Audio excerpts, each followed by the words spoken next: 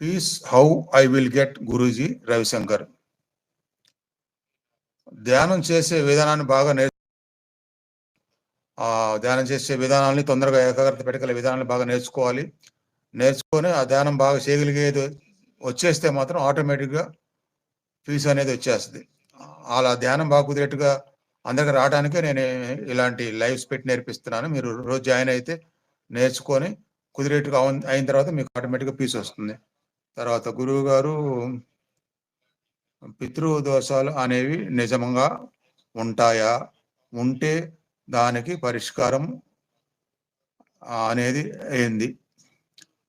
అంటే ఉన్నాయమ్మా. మన సనాతన ధర్మంలో గ్రంథాల్లో పితృ దోషాలు అనేవి ఉంటాయని, అట్లానే వాటికి పరిష్కారాలు ఉంటాయని మనకు శాస్త్రాలు చెప్తున్నాయి. కాబట్టి వాటికి పరిష్కారం అనేది చెప్పాలంటే